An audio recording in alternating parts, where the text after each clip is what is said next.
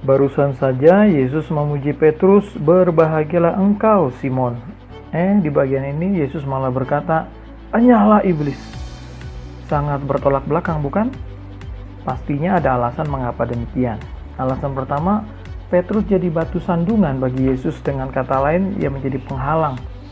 Padahal Kristus sedang bergegas dalam pekerjaan keselamatan manusia, dan hatinya tentu saja terpusat pada pekerjaan itu, sehingga ia merasa jengkel karena dihalang-halangi atau dibujuk untuk mengubah apa yang ada. Jelasnya, Petrus menyatakan tidak mau menerima penderitaan gurunya dan menolak gurunya itu menderita. Lihat betapa orang-orang yang sedang melaksanakan suatu pekerjaan baik harus sadar membuka mata bahwa mereka akan menghadapi hambatan, perlawanan dari sahabat-sahabat dan musuh-musuh mereka, baik datang dari dalam maupun dari luar. Alasan kedua, Petrus bukan memikirkan apa yang dipikirkan Allah, melainkan apa yang dipikirkan oleh manusia.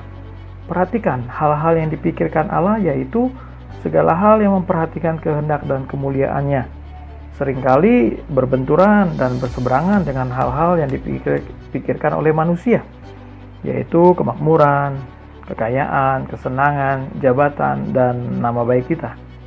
Ketika kita peduli dengan tugas mulia sebagai seorang Kristen, sebagai jalan dan pekerjaan kita, dan mengharapkan anugerah ilahi sebagai tujuan akhir dan bagian kita, saat itulah kita ini memikirkan apa yang dipikirkan oleh Allah. Pria itu bernama Andrew Carnegie. Pria asal Skotlandia, kelahiran 25 November 1835, mengawali prestasi gilanya dari titik yang sangat rendah.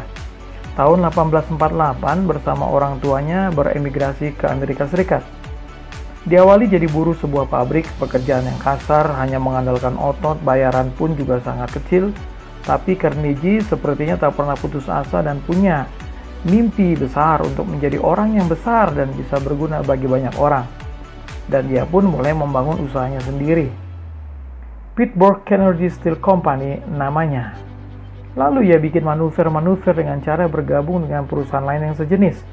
Maka lahirlah US Steel, perusahaan baja paling mentereng se-Amerika Serikat. Hingga puncaknya adalah ketika ia meninggal 11 Agustus 1919. Carnegie menitipkan sekitar 90% hartanya untuk disedekahkan. Uangnya pun diberikan untuk mendirikan kampus-kampus dan juga perpustakaan.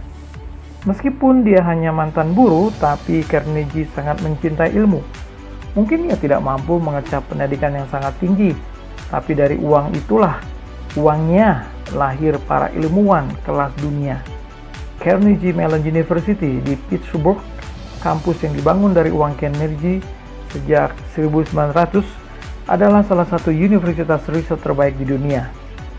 Apapun yang bisa kita lakukan, asal mampu membahagiakan, itulah yang dinamakan dengan keberhasilan, ujar Carnegie sendiri. Kopi pekat lagi dituang, mau makan nyemil keripik. Bila bertekad dan berjuang, Tuhan izinkan yang terbaik. Tuhan memberkati.